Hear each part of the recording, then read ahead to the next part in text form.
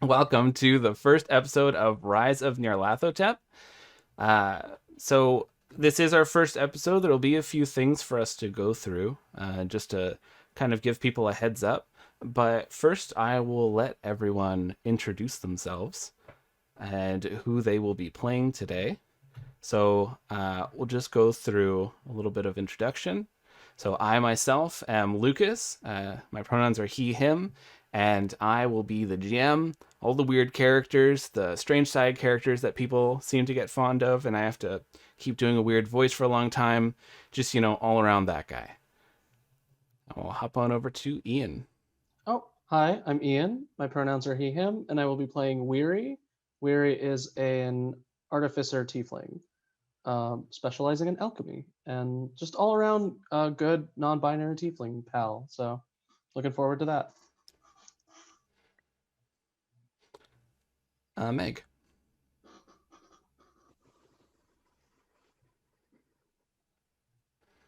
Meg, are you muted?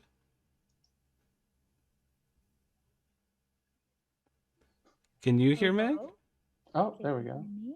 Oh, Hello? yeah, there There you we go. go. Hello? Okay. Hi. Uh, oh, it's Tuesday. All right. Hi, my name is Meg. My pronouns are she, they, and I am playing Laura.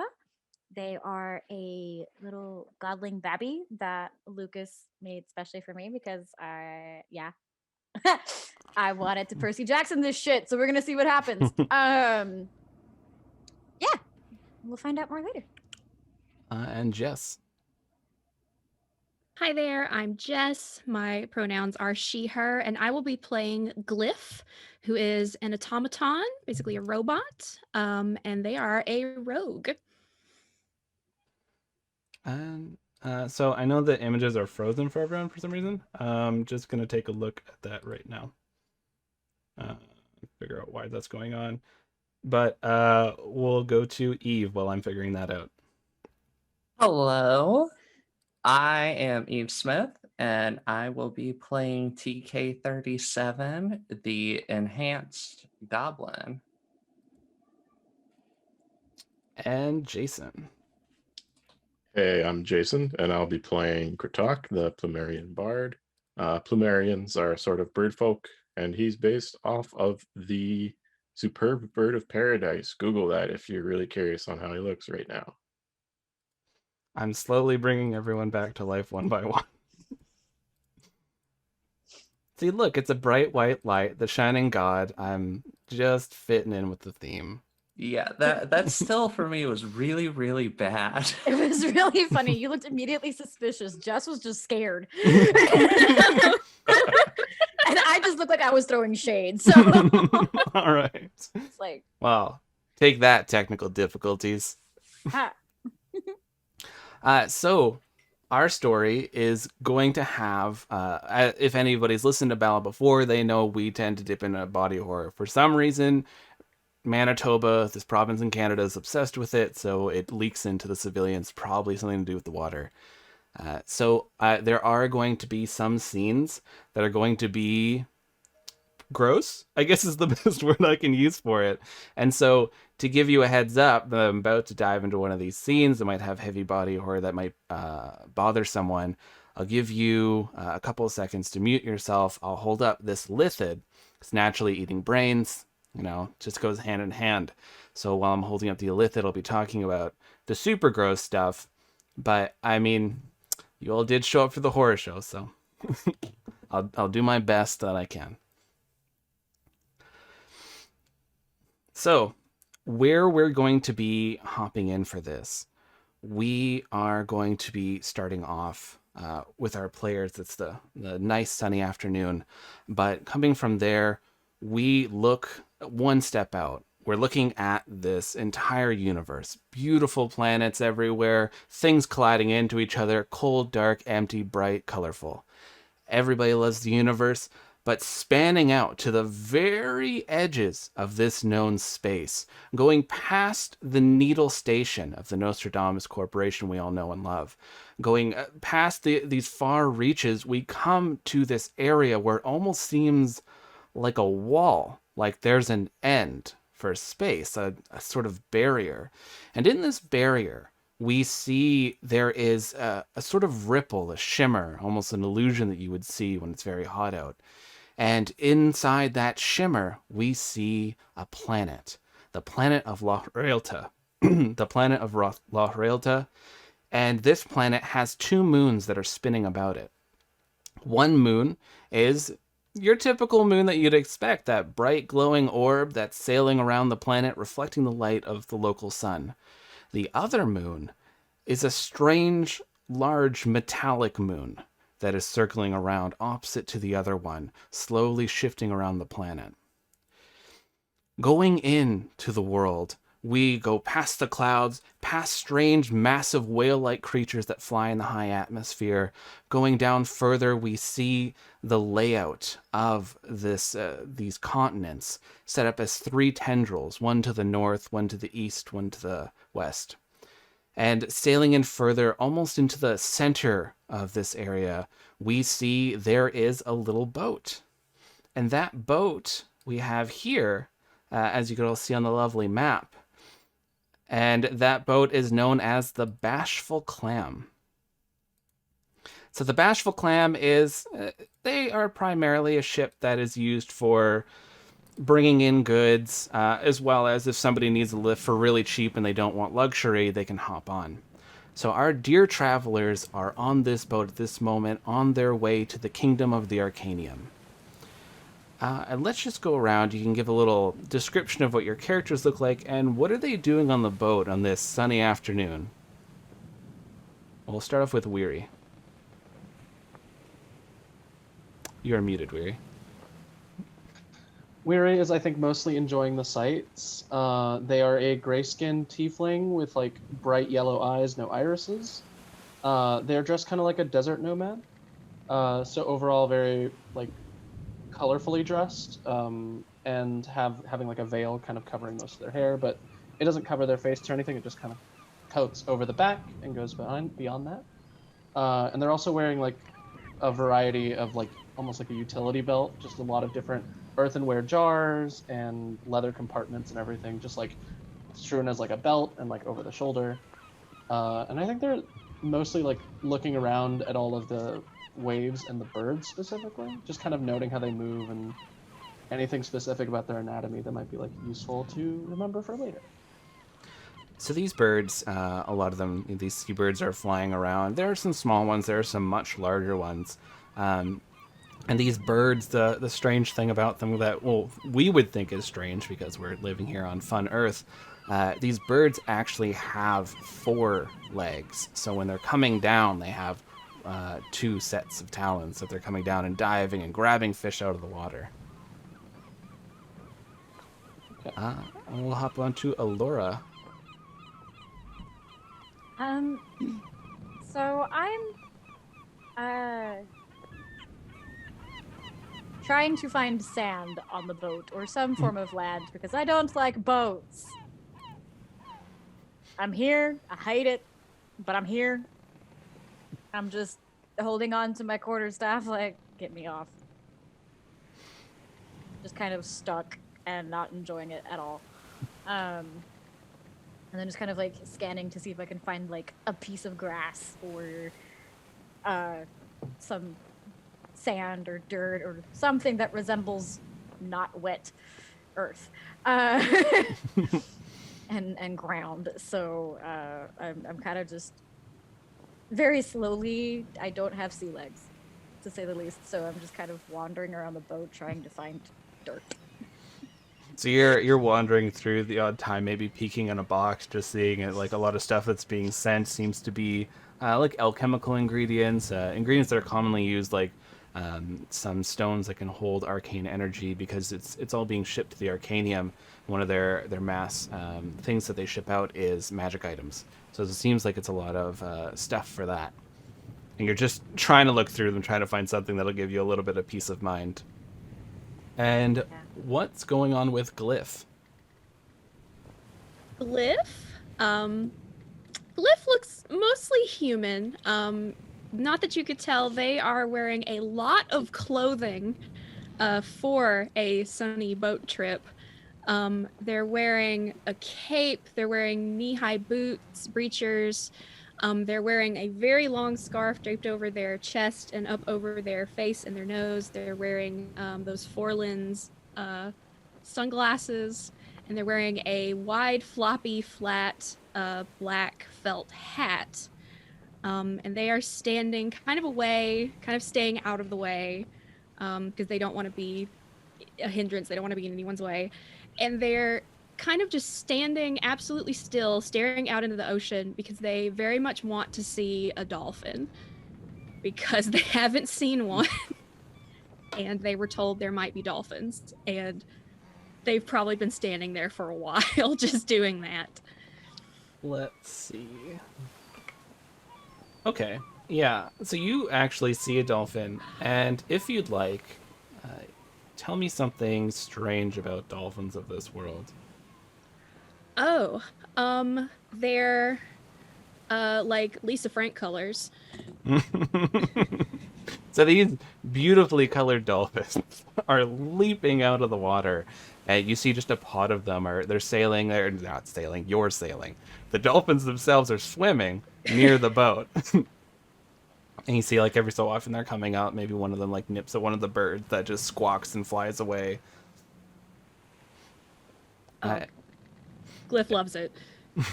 And what is going on with TK37? There it goes. Jeez, didn't want to unmute. TK37 is a goblin. She's about 3'2", so a little bit on the short side. Her skin is extremely pale, like pale to the point that it's translucent. Think cave salamander. She's got eyes that have a crimson red sclera and a royal blue iris. And her mug is just generally unpleasant to look at. Right now she's wearing this strange white armor. It's definitely a light armor. It kind of takes after leather armor, but it seems to be made out of these plastic plates.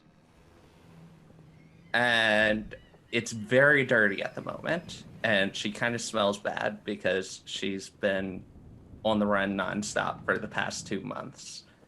She's doing a very bad job of like hiding herself with a black cloak.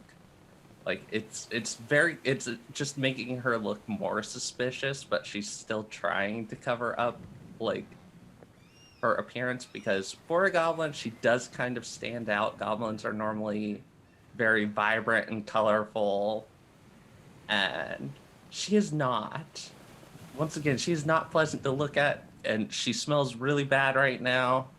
So she's not pleasant to be around, and she's just kind of hiding next to some boxes just to avoid people while looking around very, very paranoid.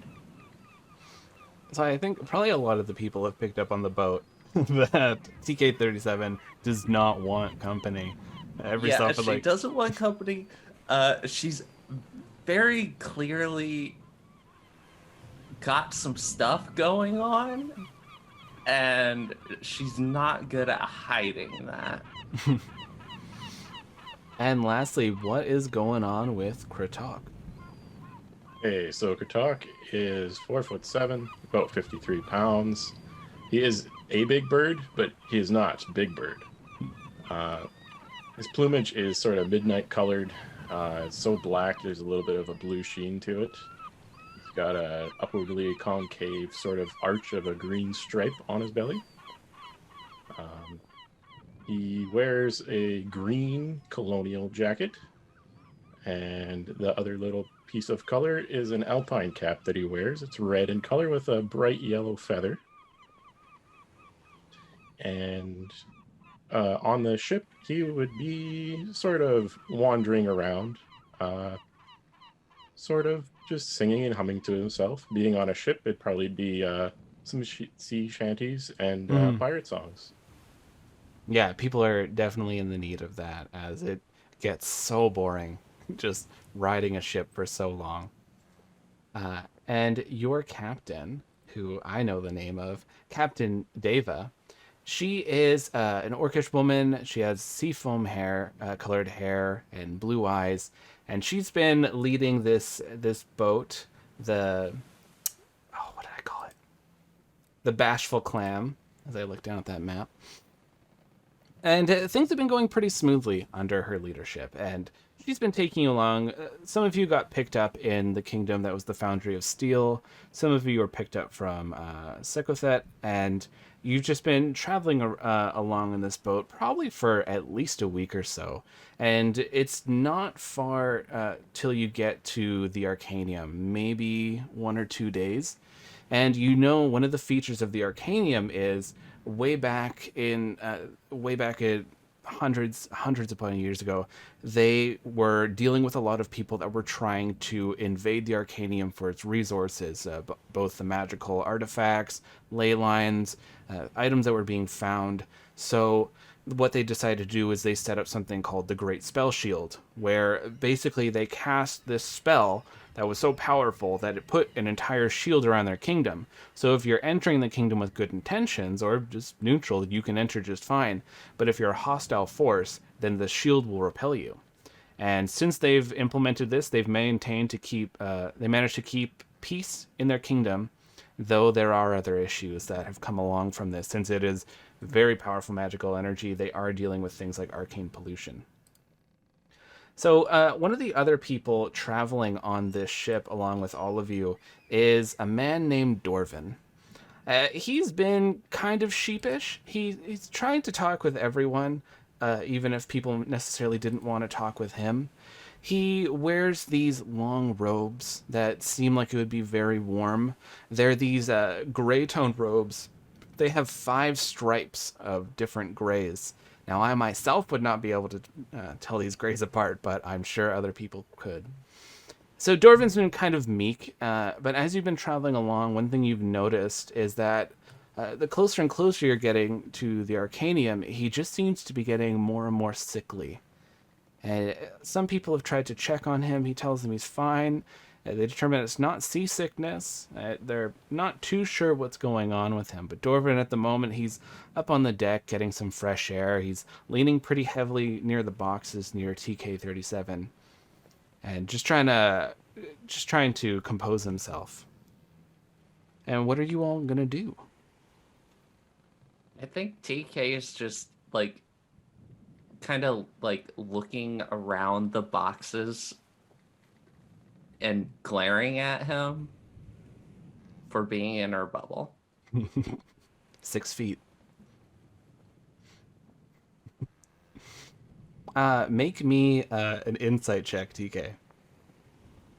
Okie doke, my insight is not great.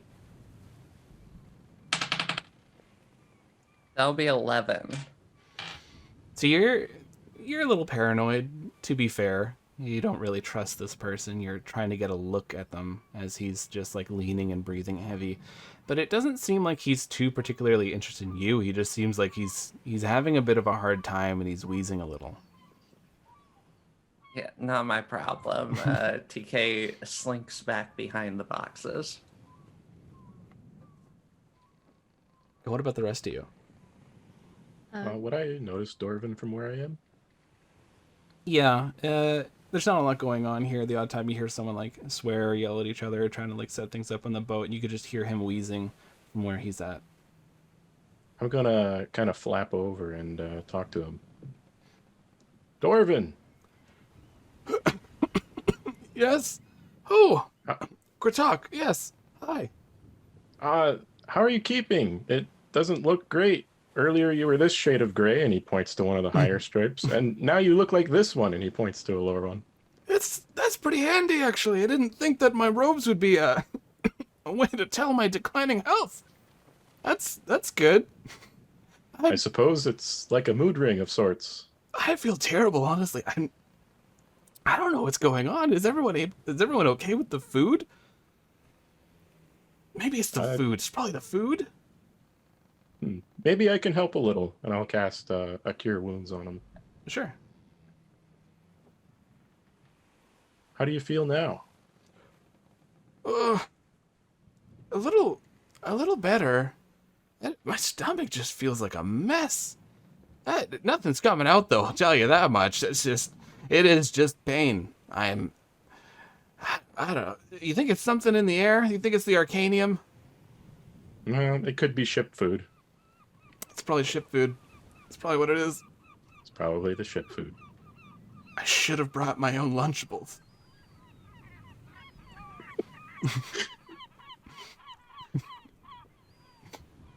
Well, I don't think we have too much farther to go, so... Okay, if you see me collapse onto the deck and I'm not moving, just... If you could roll me under some shade, I just don't want to get sunburnt again. Alright, will do. Trying to maintain the gray visage. Of course. And make me a perception check while you're up there, Kratok. Oh man, that's going to be a 22 altogether. My God. We're starting off strong. Yeah, you're doing the whole Sherlock Mind Palace. You like see like there's a mark. He doesn't have a ring. What happened? And like there's all this stuff going on. No, but one thing that catches your eyes is a little gleam of the light, which makes sense. That you see that the bird sees something shiny. You see he has a necklace around his neck, and it looks like a mask. And you know that of all the religions in this world, all the demigods that are worshipped, because there's no actual full-blown deities aside from the dwarves of Mons Regnum claim they can talk to deities, but no one's really sure. All the demigods wear masks of some sort, and the mask that he has around his neck, you got this perfect look at it, but you don't recognize it at all. It's no demigod that you've heard of.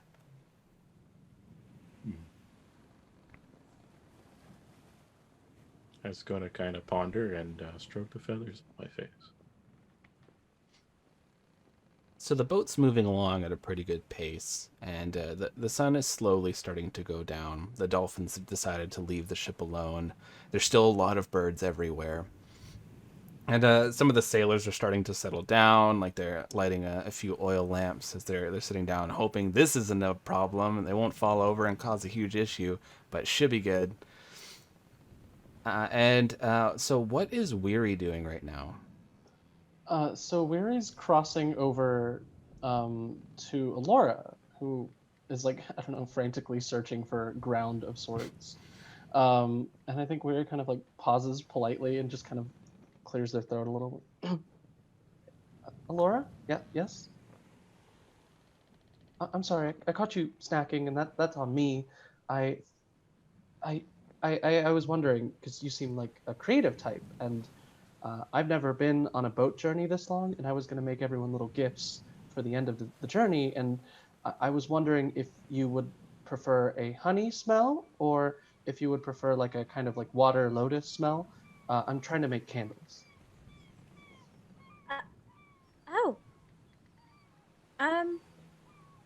Honey. Definitely honey. Okay, that's what I enchant my veil to do that. It reminds me of home, so that's good. I'm glad I was on the right track. What are you eating? You're gonna judge me. That's fine. I've had to eat many things. Wait, what are you eating?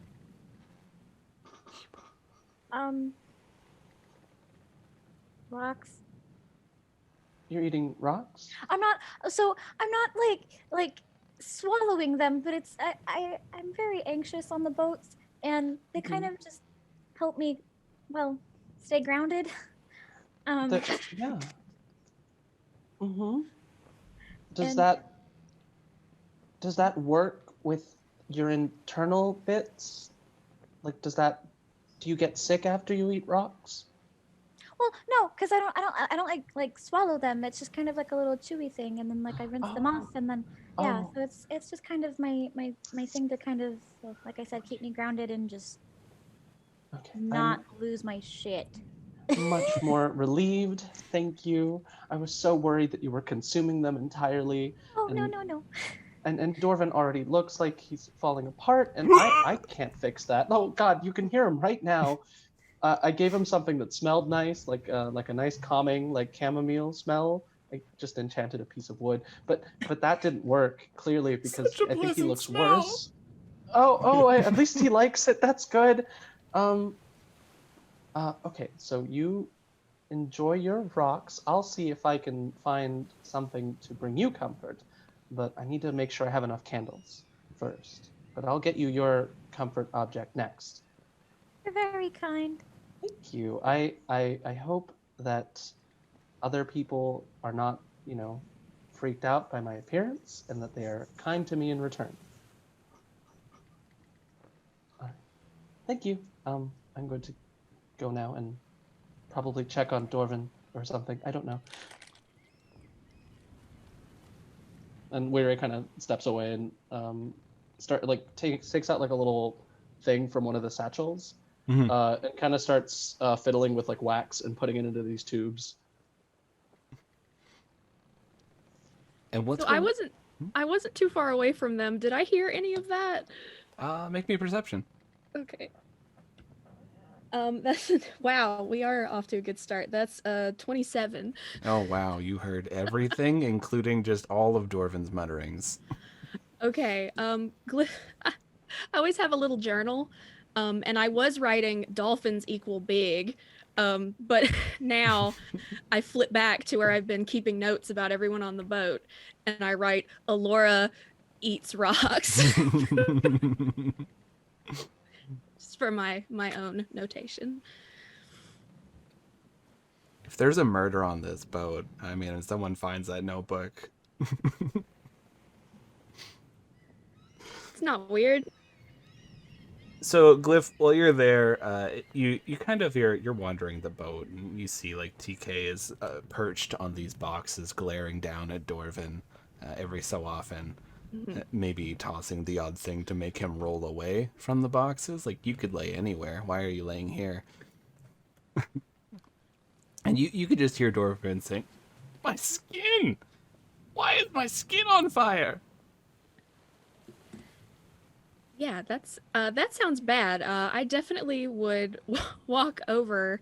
Also, quick question: do I know what a goblin is? Do I know what TK is? Yeah. Like Okay. Most of the species of Loch Realta, like it's very diverse. There's people Okay. all over. So yeah, Okay. you've seen the odd goblin in your time. Okay. So yes, I go over and again, just like 6 feet away. I'm like, Mr. Dorvin, are you well? I couldn't say I am.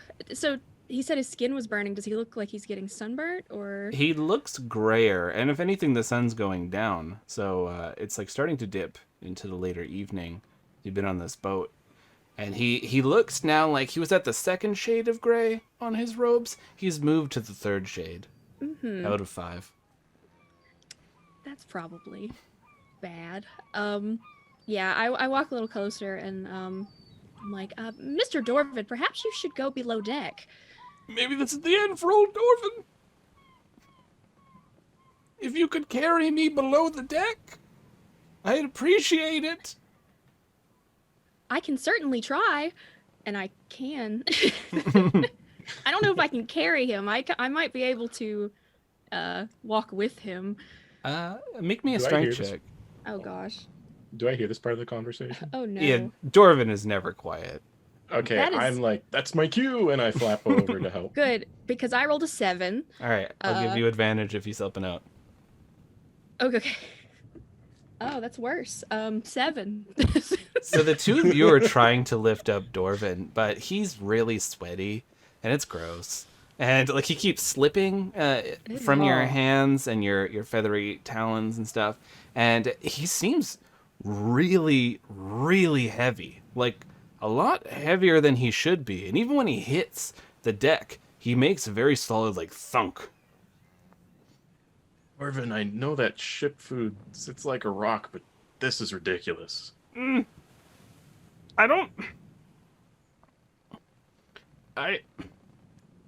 I don't know what's going on. And you You're see gonna he's have to- starting to gag a bit. You're watching as there's almost like these veins are starting to move up his face. You're gonna have to help roll or something. All right.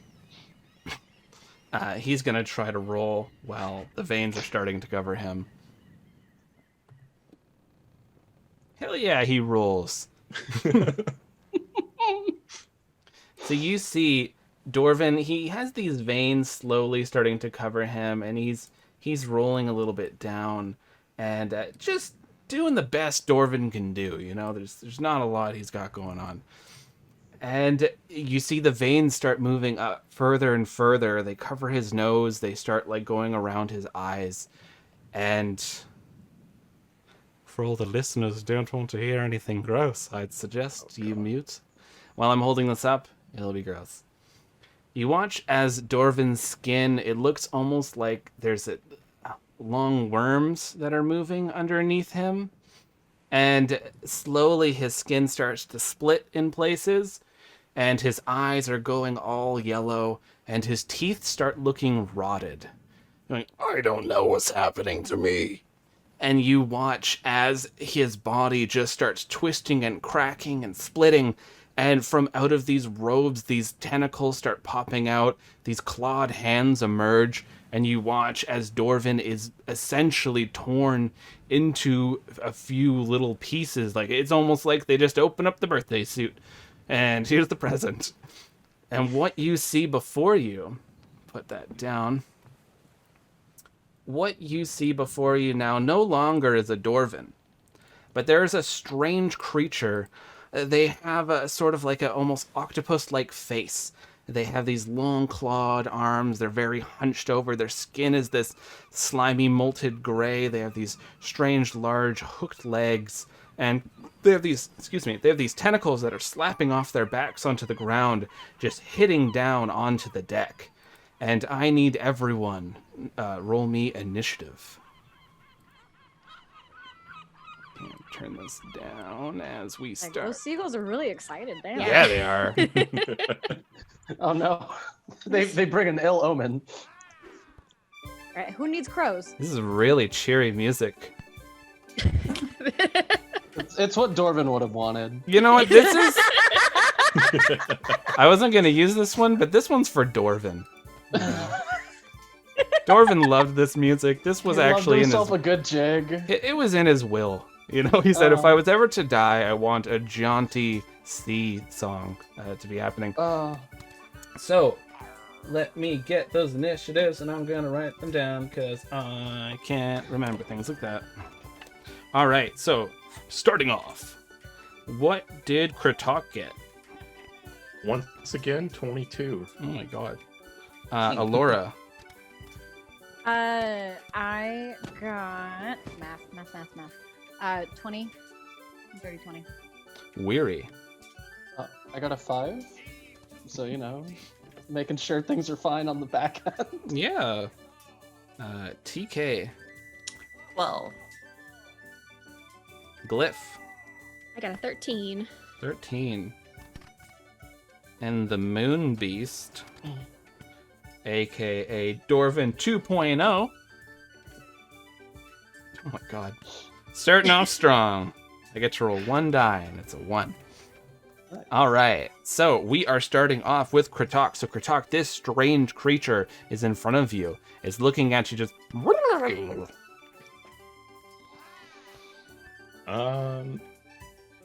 Kratok just waves out one wing and sort of wiggles his fingers in the wingtip and casts Hideous Laughter. All right. So, you want me to read the description? Or? Yeah, sure, why not? A creature of your choice that you can see within range perceives everything as hilariously funny and falls into fits of laughter if the spell affects it. The target must succeed on a wisdom saving throw or fall prone, becoming incapacitated and unable to stand up for the duration. A creature with an intelligence score of 4 or less isn't affected. So I got a 12. Okay. That will be a fail. So this creature is looking at you. It looks down at Dorvin's just flesh, and it just starts laughing. Just and it's just rolling on the ground as much as a hunchbacked, tentacle-faced creature could roll. And everyone's just looking disturbed at this creature. The sailors are backing up. Captain David's like, what the hell's going on down there? We go to Alora. Alora's. Where am I on the map? Okay, Moonbeast. Now I have to count things. Hold up, 5, 10. Oh, you were probably over near where Weary was, if anything. Yeah, that makes more sense. Okay. Ba, ba, ba, ba, ba, ba. I'm gonna cast Thunderclap, rather, and Quickety Quackety with my staff, and basically just like slam it to where it's right at it. Sorry, teammates. So I create a burst of thunderous sound that can be heard up to 100 feet away. Each creature within range, other than me, must succeed on a Constitution saving throw or take 1d6 thunder damage. I'm sorry, I love you now. Okay. What's How the far? range? 100 feet. So it's a con save. Yes. Okay. I I'm mean, that's sorry. no problem for me. Yeah, that's I'm true. sorry. The beefed out Not goblin. great for me. Once again, I got a 12. I got a 6. I got a I set. rolled a 12, but I got a 19. Yeah. So whoever rolled the 6 and the 7, you did not. So you have to take 1d6. I am sorry. I got an 18, all safe. Cool. So you bring this step down, and this shockwave ripples out.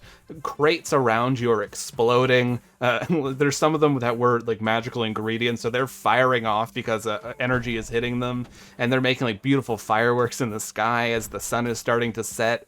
One of the sailors goes flying over and hits some of the crates near TK. You see the mast has like suddenly a sharp crack goes up it. It's not destroyed, but it's definitely hurt.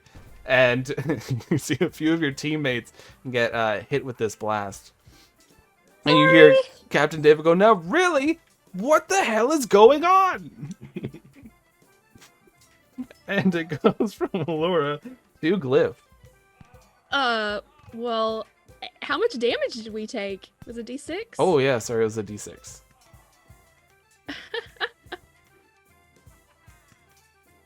Ew. So yeah, if you did not succeed, you took 2 damage. Oh, great. Sorry. I'll heal you later. I owe you 1 heal. Oh, goodness.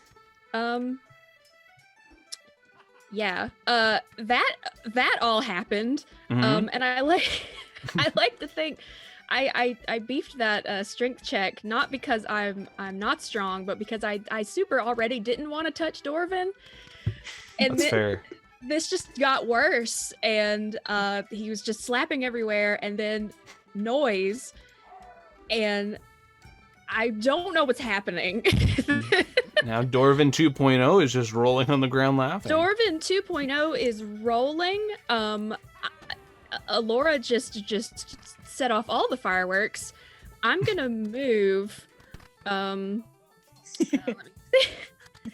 The fuck away from I'm not gonna engage. I'm not gonna engage because I don't know what's happening. 1, 5, 10. I also have to do math. I'm gonna move.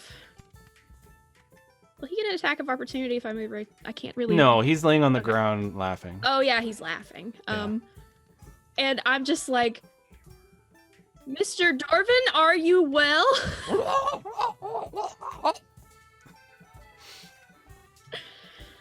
They thought it was Um, hilarious. Yeah, and under my cloak, I do ready my short swords just in case something weirder happens. Okay, so we That's go what I do. to TK up on the crates. So TK rips off her cloak, draws a white-handled dagger from her belt, and leaps off the crates. As soon as she lands, she hits a switch on the on the dagger, and the handle extends out into a spear. And she starts pointing at the monster and just thrust forward, and there's this weird backblast of air pressure behind her that then launches forward at the thing. So I am using my slam power. Nice. Let me pull up that PDF again. That's a nat 20. Alrighty. So just a heads up, that would be a 27 total. So how we do criticals in this game, the first damage die is always maxed out because a critical should always do more damage than a regular hit. And then you just roll your second one. Doesn't fall. That'll be a 14 total. So you just push forward this blast of air, just channels from your spear going forward from you, and then you see like it rips up a little bit of the boards that's going. It slams into Dorvin 2.0, who then goes flying back, hits into the other mast, and you hear this sickening crunch sound as this creature just kind of wraps around the mast and falls down into a splat. And you can see it's barely twitching, it's barely moving, and it's, I believe, does it get a saving throw when it takes damage, or just when it reaches its turn? No. The slam is just damage. Oh, I mean, from the hideous laughter. Oh, that one. It should just be at the beginning of its turn. Okay, so it's still laying on the ground, weakly laughing. Still thought it was kind of funny. And we go to Weary. Weary is going to kind of, because it's laughing, right? I think Weary's going to try to run past it and just kind of shout at the captain.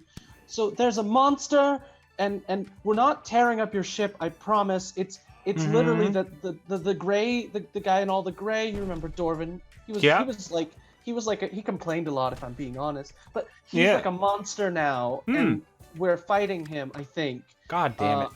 I have the mending spell. I can fix most of the damage, so I'll try my best not to hit anything too important. And Weary takes like a little, almost like a sharp needle type situation, and takes a ceramic jar with like a wax seal on it, and injects something into the jar, and then shakes it, and then tosses it at the Dorvin 2 to cast an acid splash. Ooh. So that's a dex save on Dorvin 2's part. All right. Dorvin got a 16. So he manages to roll out of the way as the little jar of acid explodes not directly on Dorvin. So yeah, Dorvin rolls out of the way. This little hole starts to form into the deck. And goes, you're not destroying my ship. I'll fix that, I promise. And Dorvin is going to try to get up. Let's see. No. Dorvin still thinks this whole scene is hilarious. Putting this die away. It would never be used again. And we hop on over to Kritok as Dorvin is just rolling there laughing. So Kritok kind of saunters up to Dorvin 2.0 and attempts to jab his rapier down into one of the tentacles while retorting, "Dorvin, your skin suit is off." And that's a 15 to hit. That hits. All right, that will do. Got a Dorvin kebab. 5 piercing. So you take this rapier and you end the existence of the Dorvin 2.0. Oh. And slapping it into this creature, it just takes this one last breath in before going as it's looking up at you. But the thing that creeps you out the most while you're stabbing into the strange creature that burst out of a man is those are Dorvin's eyes. And then you slide your blade out, and then its eyes roll back into its head. What did I do? Yeah, TK just runs up and starts stabbing it repeatedly. Well, that's good. Make sure you confirm if it's completely dead. That's important. And I'm just gonna run over and bend the hole in the deck. Double tap. Yep. Oh, I take a step back and very, very quietly sheath my swords. Just 'cause nobody needs to know about that. Captain Dava, go ahead. Kurtok takes out a little handkerchief and clinically polishes the ichor off of the rapier. And it's a strange yellowish blood. It smells like rot as you're trying to clean it off. And Captain Dava, she sets one of the other sailors to haul off one of the wounded sailors and to go deal with like steering the ship, make sure that you don't go off course. And comes down there, and there's like there's crates that are destroyed. You know, the fireworks were going off. They settled down now, and looking down at Dorvin 2.0 and previously Dorvin 1.0, the iteration of Dorvin. What the hell? It was literally 12 seconds. What? What? Seems Huh? like a parasite. A Time parasite? slows down when I panic, so it really felt like so much longer. I'm so sorry. I'm going to fix more things on your ship. Who ate the ship food? I eat the ship food every day. TK turns the spear on her. Whoa. All right. You might be infected too. You all ate the ship food. I didn't eat the ship food. Wait, you haven't been eating at all? No, I've been eating out of my bag. Oh my god. Oh, pick I don't up trust people. any of you. Pick up people from the Foundry of Steel, they said. A few extra gold, they said. Oh. Mistakes were made. All right. Maybe we can sell this Dorvin to someone in the Arcanium. I don't know what the hell this was, but okay.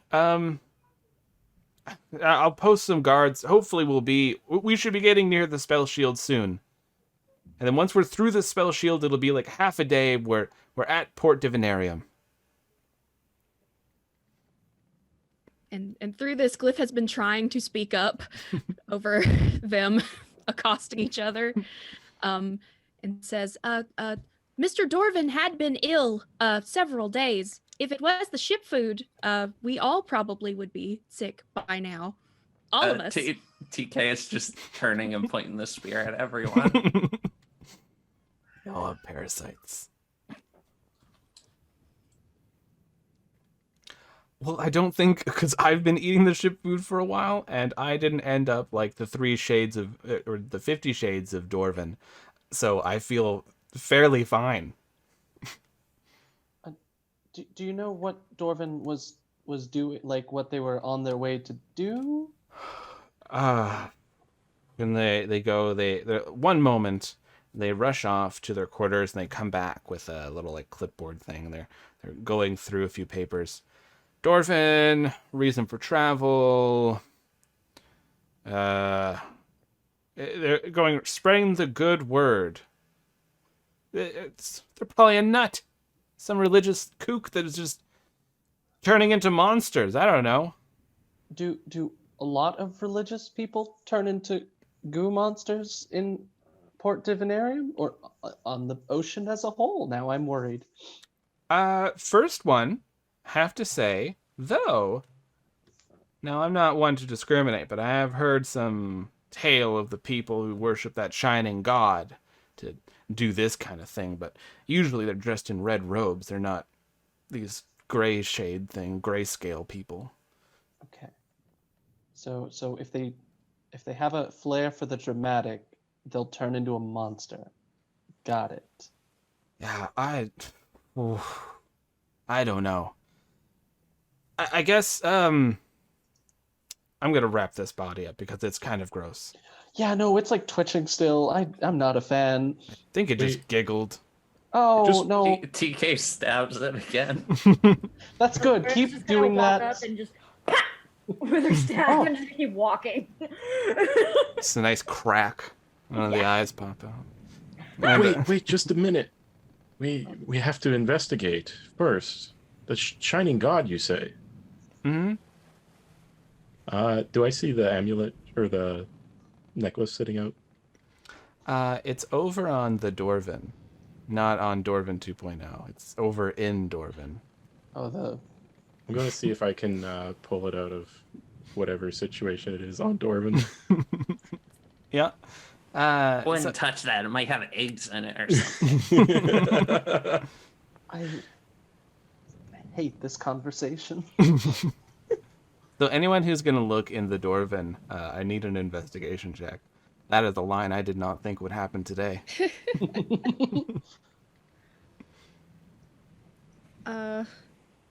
I'll step up over, avoiding as much goo as I can. Got a but I'll try 12. to see. I got a 13. So you're poking around, you're kind of like moving bits around, and you do manage to locate the necklace that Dorvin had on.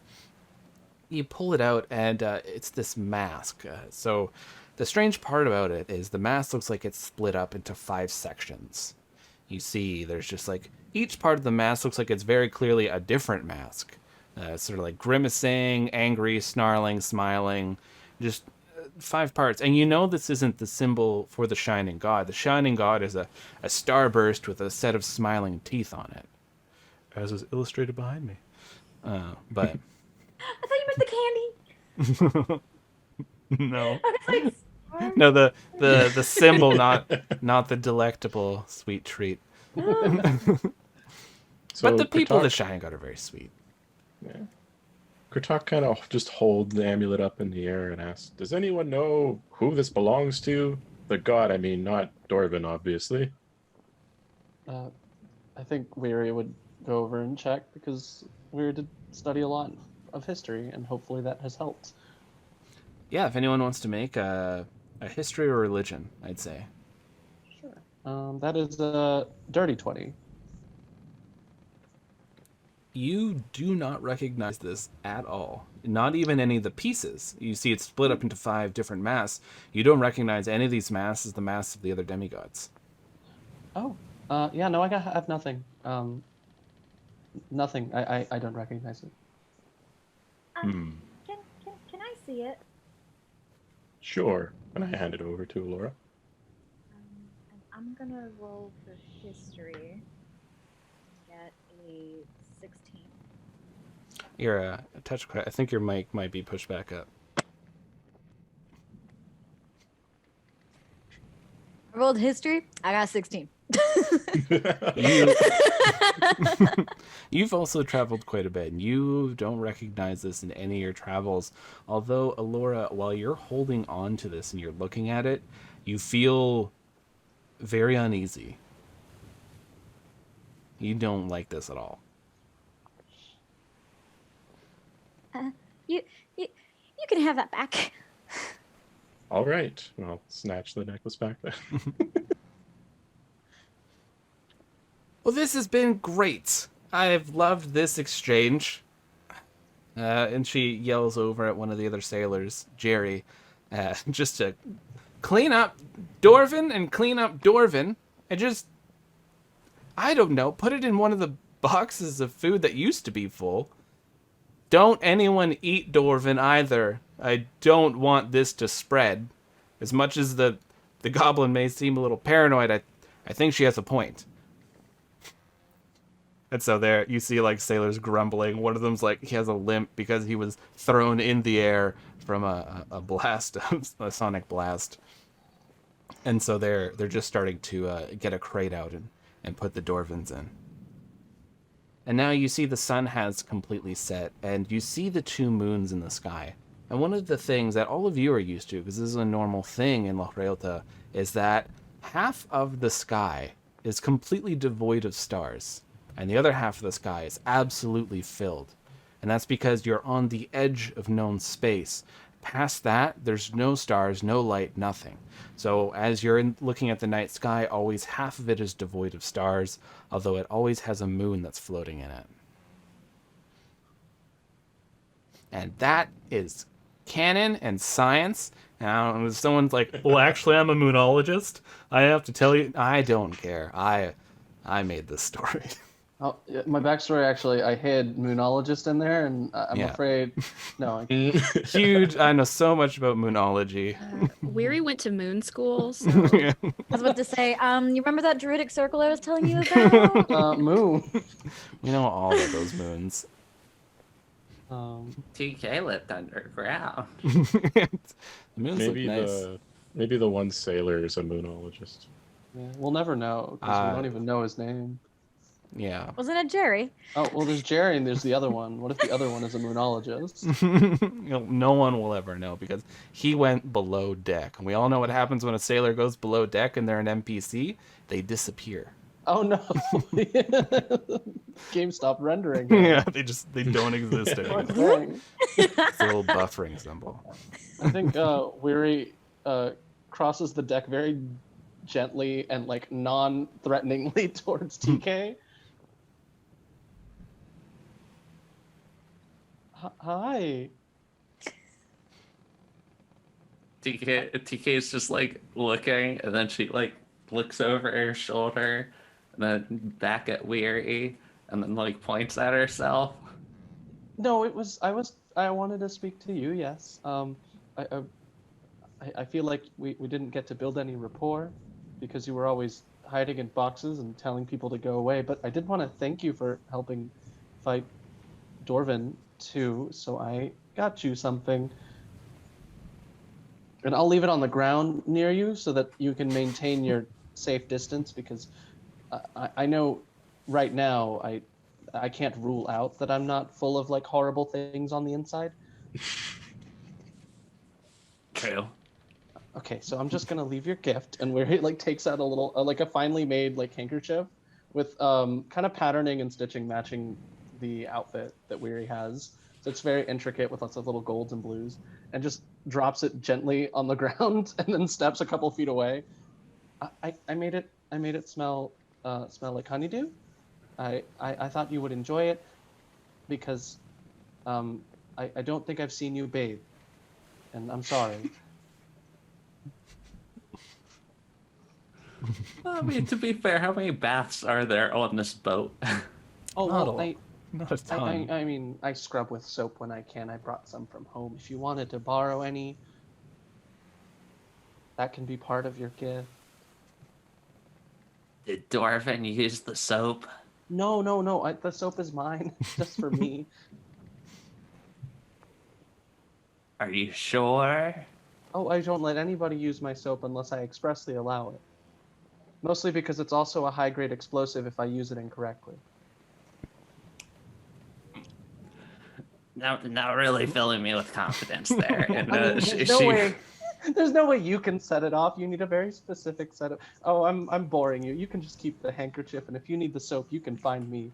she picks up the handkerchief and immediately uses it to wipe off the spear tip. It still smells like honeydew, despite it all. Oh, that's nice. That's quality right there. Mm-hmm. You don't want to be getting that at Keep any this. And rando I go stores. and enchant the chamomile piece of wood that I gave Dorvin. Because I don't think he needs it anymore. That's fair. when Weary walks away, because I'm still kind of right over there, and TK's cleaning her spear, I kind of step up and I, excuse me, for your peace of mind, I'm saying this very quietly, I also did not eat the ship food. And just that's all I say.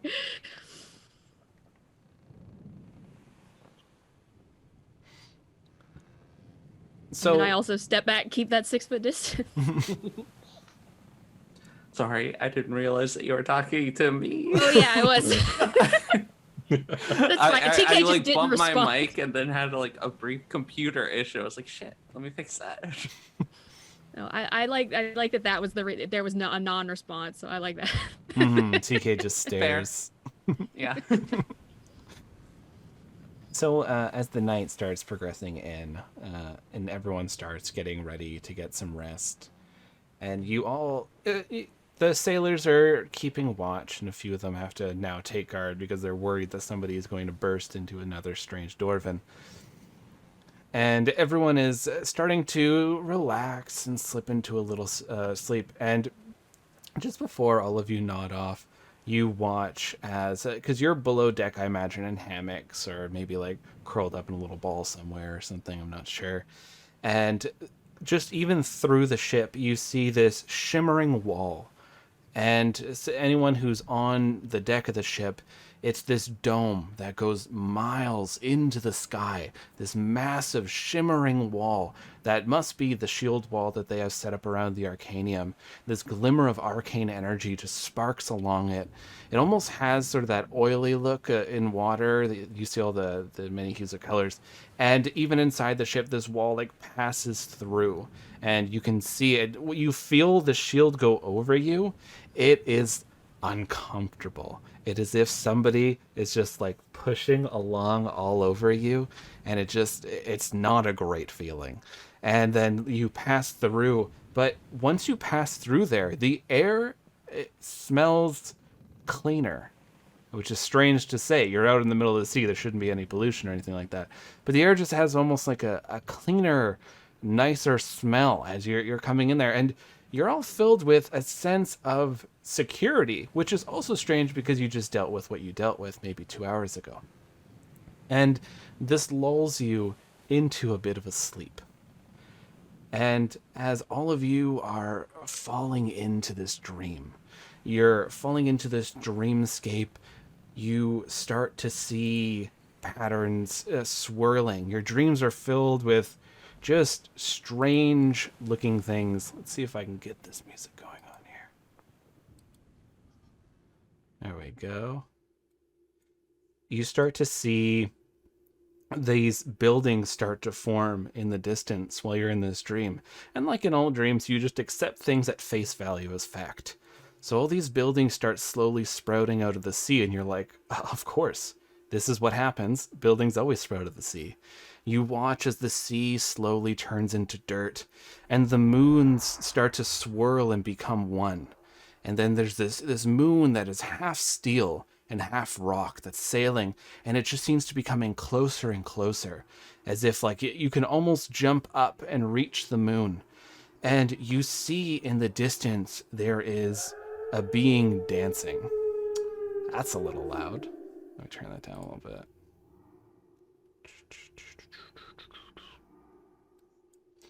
You see... Excellent timing. Yeah, right? I'm holding this up. This is about to get a little weird. You see this being. They're dancing in the distance. They have no hair, no discernible features, nothing like that.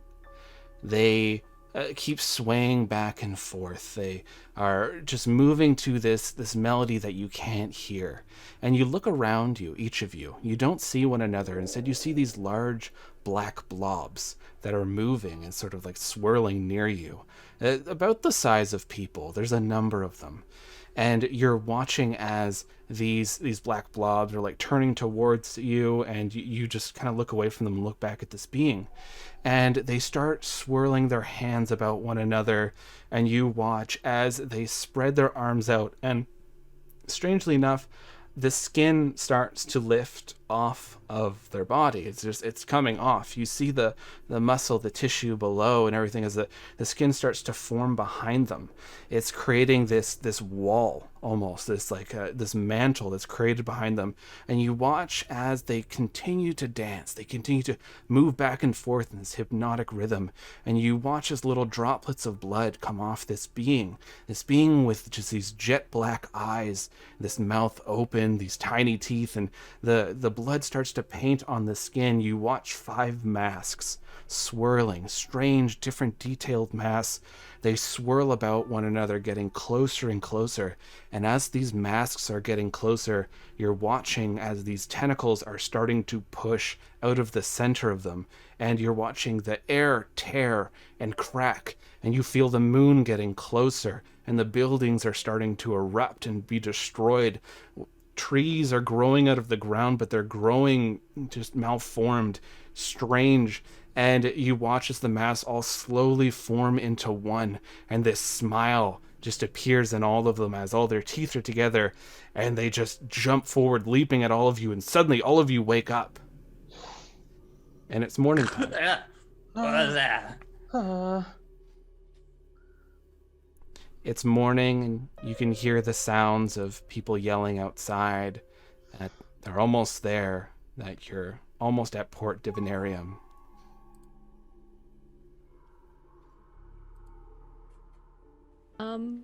Question. Is Yep. is that the first nightmare I've ever had? Yes. Oh no. Yeah, so we all startle too. And this Glyph as a passenger has been very, very quiet and kept to themselves and is always kind of just like looking out at sea or scribbling in their notebook, and they've been polite, but they've been just kind of quiet. Wakes up screaming, but it's not a noise a human can make. It's like a metal ripping kind of noise. And they just jolt up, and they had been sitting against the wall, like cross-legged. That's how they sleep, and just makes that noise and jolt awake, and just kind of sit there for a moment, and then they look out at all of you, and you can't ever, like, you've never seen this person's face. They're always wearing clothing, always wearing their hat, always wearing their sunglasses, and they just kind of look out at you through their glasses, and they get up and they run upstairs. And I am just, I don't know what that was. I don't know what just happened. And I'm just, I need to be upstairs. So that's what I do. TK like has her dagger in hand. She hasn't like fully ejected it to the spear, but that was a weird noise, and she's not so sure that that person isn't going to explode into another weird tentacle beast. I'm just gonna stay down here for a little bit. Yeah. I'm kind of, throughout the dream, I was kind of close to Weary. Like, accidentally, I didn't see that, like, they were in the shadow spot, and so I just kind of was like, yeah, this looks like a nice spot. So, like, throughout the dream, or nightmare as the case is, I end up kind of just, like, death gripping them in my sleep. So it's like spooning, but aggressively. And I'm like, I'm hyperventilating because I'm already an anxious piece of shit. Like, I'm already anxious, and then the dream just made it worse. So I'm just like death gripping and like hyperventilating on Weary, and I don't realize it until I wake up, and then I'm like, sorry. No, it's fine. It's fine. I am also very stressed this morning. Yeah. Dreams, you know? Those are neat. Yeah. Yeah. What the hell was that? Did you also see the weird stuff with the this? Yeah, and then the yeah. Yeah. Okay. Do you think it's because we're close to the place with the thing? There are a lot of places and a lot of things. I'm sorry, I don't know what that means. The port? Oh, maybe I don't know. I've never been to this part of the world. I don't know if weird dreams are just a thing that you get when you come inside. What if Dorvin 2.0 was attacking us in our sleep? No. We checked. Dorvin 2 is very dead. Stabbed multiple times. You hit it with a stick. I didn't throw any acid at it. I actually missed, but I should have thrown a little bit just in case. Maybe I would have hit something vital. Yeah, no, we're fine. We're alive. We're not seeing weird stuff anymore. And we're fine. And my candles are done. So that's great. Things are great. Should we go up above? Yeah. Okay. Here. And Weir just presses the candle into your hands and like walks out. What does Kratok look like right now? Since you're covered in feathers. So I guess, like, you mean in terms of like the whole Like, did thing you with the puff up machine. or anything like that, or No, are your Katak feathers is just used to this. disruffled? Oh, okay. This is just a bad dream. I don't know why everyone's so freaked out. It happens. So yeah, you're calm as a cucumber. That you saw there was a person in the corner. They screamed the sound of screaming, ripping metal, right upstairs, and two people worriedly talked in the corner as you saw TK get ready for action.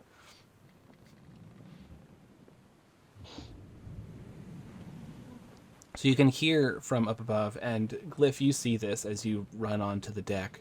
You see that Port Divinarium is in sight.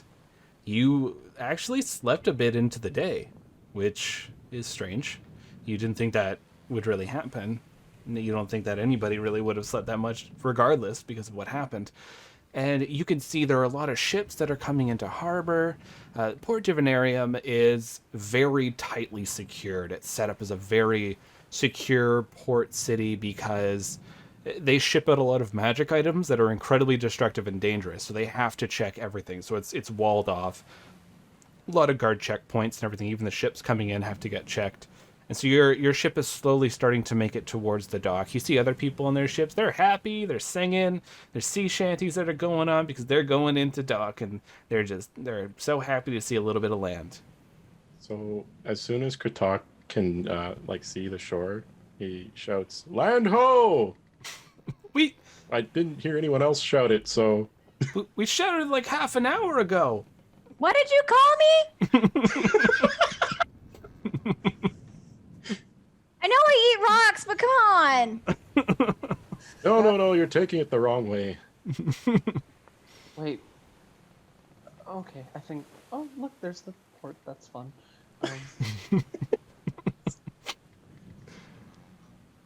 Even though Weary got 10 hours of sleep, there are dark stress circles. Still weary. Yeah. No, that is a detail I forgot to mention about Weary, is that permanent under eye from no sleep. But they're worse now, so that's fun. Thanks, Collective Dream. Glyph has also never overslept, so this is So many firsts. worst morning. Yeah, I make several mental notes that happened. And I focus on the city that we're sailing into, because that's why I'm here. As you're getting all closer to port and the ship is coming in, you see that there are people ready to come on and inspect the ship. They're waiting on one of the piers that you're slowly starting to pull up towards. And you can see further in, it almost looks like there's a festival going on. People are cheering, and you see there are signs everywhere. And one sign catches all of your eyes as you're feeling your empty coin pouches on your side, and you're looking over there, and it says, "Win 1,000 gold pieces and the best contract you can find." And it just has like this giant banner, "Sign up here." And that's where we're going to end it. As a final note, I think Weary presses a candle to everyone's hands. Thank you all for joining us. I hope you players all had a good time. Oh yeah. It's been a lot of fun actually being able to jump into this world, and I've been sitting on this stuff for so long. I'm glad our first adventure had enough fireworks, explosions, and mishaps. You're welcome. Yeah, good stuff. Always nice to start off breaking stuff. Yeah. Always. Nice to start with a deck save. And Or thank you con everyone save. who decided to join us for today. We are going to be hitting up Tuesdays and 6:30. And if you ever miss anything, we're going to make sure that all these episodes are popped up onto the YouTubes the next day. So that'll be my fun Wednesday morning. Will be YouTube uploads. So don't worry. But thank you all for joining us. And yeah, I guess we can sign off if people want to list where you can find anything you want to plug, anything like that. I don't know if anyone's a part of any other projects at the moment. Are we all project lists aside from me? I am at Copper Harpy. That is copper as in the metal, harpy as in the bird monster on Twitter. The show that I'm in, Brits on Bikes, is currently on hiatus, but it's still available for listening. I'm working on another show. It's going to be out someday. We'll see. Yeah, that's about it. How about the rest of you? Where can we find you on the social medias? I'm on Twitter as Ian_Caliente. If you want to see me retweet fan art of the game Hades, which is 90% of what I tweet, then you can follow me there. I offer zero content beyond that.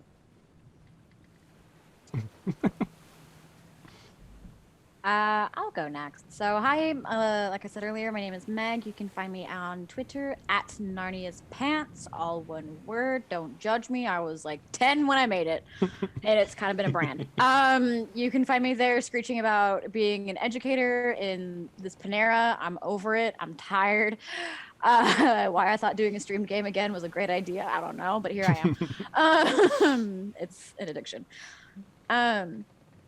Yeah, so you can find me there, screeching about education, the occasional fandom stuff, the occasional political stuff, and this now. So.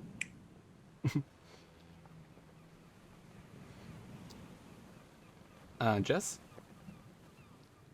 I'm also in another project that might be happening in the future that I can't really talk about. And I do not have a Twitter, so you won't find me. But I may have to actually make one to keep up with all y'all. But as of now, You managed to avoid the Twitter for now. yes, now. Jason? I'm Jason.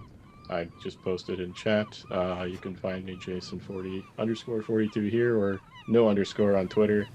I don't really post a whole lot, but I'm there. I'm existing. And so, yeah.